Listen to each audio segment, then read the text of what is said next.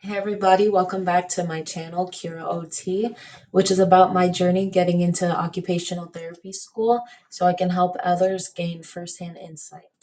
So today's video is about my experience getting volunteer hours for my application for occupational therapy school. For my school, I'm required to have 50 hours of volunteer work to apply and even be considered. So how do you get 50 hours of volunteer work if you're working full time and you have no idea where to start? For me, in my experience, I did not go with one of the big hospitals like I thought I would. I did look at their website, such as New York Presbyterian and Montefiore, and I saw that they have a web page dedicated for volunteer applications. However, it specifies that you have to have at least 6 months dedicated just to volunteer, and it's about multiple days a week during regular business hours. So I knew right away the volunteer work was not going to be done at a hospital because it did not fit in my schedule.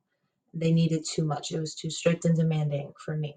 So I shifted gears and I started looking local for small clinics where there's occupational therapists. And it didn't have to be a occupational therapy based clinic. It just had to be a place that provided OT services that was willing to accept a volunteer. So I looked near my job and I looked near my neighborhood and I sent out emails after researching online and finding out their email. And I sent my resume and my cover letter around, and I got a couple responses. And I finally landed on a clinic that specializes in hand therapy. And I didn't know there were hand therapy clinics out there, to be honest. And I didn't know occupational therapists could be certified hand therapists and work solely on the upper extremity. That's basically what the hand therapy is for: the shoulder, elbow, wrist, and hand. Anything regarding your upper extremity or your whole arm. So I emailed the general email that was actually to the director, and I emailed the director's name because that's what I researched. So I was addressing her by name directly, and I included some of the things in my email that I saw on the website so she knew that I did my research. And I sent my resume and cover letter, and I introduced myself saying that I was a student looking for a volunteer opportunity and how the clinic aligns with my values for personal patient experience. Because it was a smaller clinic, they had more one on one time with patients, and I really admired that or valued that. And I reflected on how her journey was inspiring based on what I saw on the website. So I sent that email and I got a response from the director about a couple days later, and we set up an interview. We actually went over what my volunteer hours would be so she could get an idea. And she basically said, I can only make accommodations for certain hours, certain days because of how the schedule is. And I went ahead and rearranged my work schedule by using my PTO time to volunteer. So I talked to my manager, and sorry about that, I got interrupted. Back to what I was saying. I set up an interview with the director um, after I was able to take off time from work to volunteer. So I basically worked from 8 a.m. to 12 p.m. and then I volunteered from 12:30 to 5:30. And that was 2 days a week for about a month and a week. And I was able to do that because I had PTO saved up, and I worked it out with my manager that way. So, whatever way you can be flexible for your own, application, your own future, I suggest you do that. And about the hand in hand experience, the hand therapy experience, I took down some notes about my experience to share.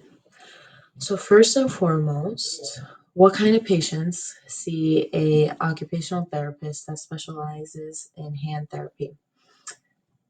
One kind of patient I saw was a patient who experienced a stroke and their hand was clamped tight, so they didn't have function. And the hand therapist was able to work the hand so that it could open up more and function, and she could regain control of her hand more by doing a lot of rehab.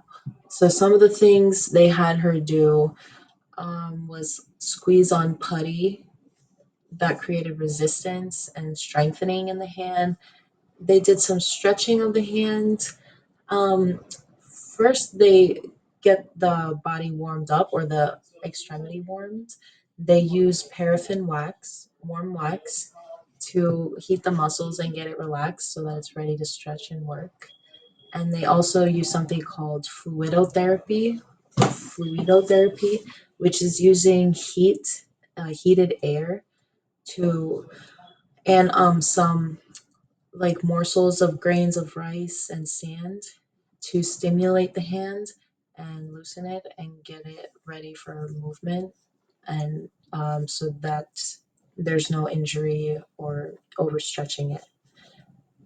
Another patient that may see a hand therapist is someone who suffered a fracture and they're rehabbing the fractured part of their extremity to normal and natural functioning.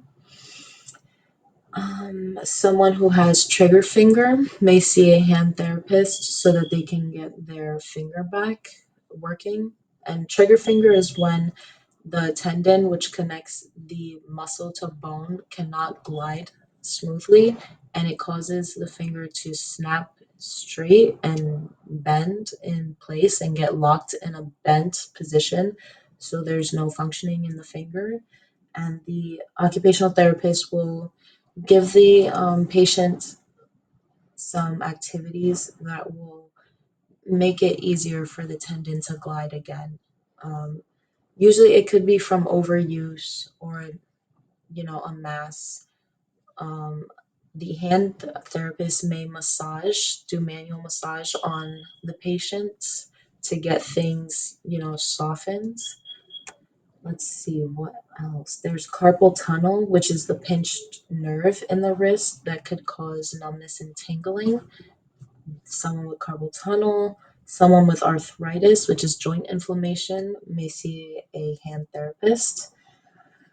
Some of the strengthening things that they did for the hand was you would hook each finger up to a wire and one by one lift each finger, and that would basically be strengthening the finger. Then there's something that was finger blocking. So basically, there'd be like a wooden block placed right at the base of the joint to isolate it and make the patient bend just at that joint to work that specific part of the finger, exercising it. There would be custom made splints in the office that I was at for people who needed a splint for fractures or anything.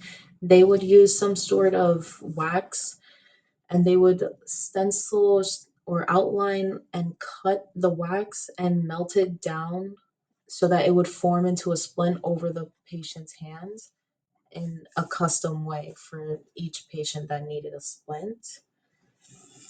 Let's see. There was electronic muscle stimulation. So that would be hooked up to the patient with a remote control that would send stimulation to the muscle electronically and give the patient some zap. I don't know exactly the reasons for everything that was done there, but this is what I observed. There was a lot of fine motor skills just to get the strength back in the fingers. There was a lot of putty. There was foam blocks. So, really light resistance for injuries.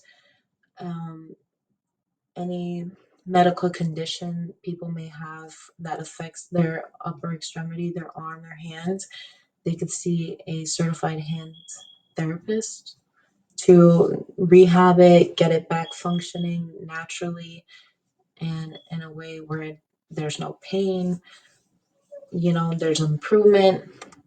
That's basically a lot of what I saw there. The patients ranged from 18 years and older. So I didn't see maybe a 17-year-old. I didn't see any pediatric patients at this clinic. Um, if you have any questions about my experience volunteering or even reaching out to a clinic or somewhere where you want to volunteer at, please let me know in the comments. Reach out to me. I would love to help.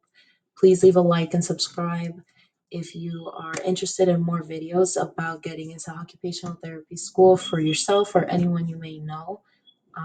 Stay well. Thank you so much for tuning in, and I hope you have a great day.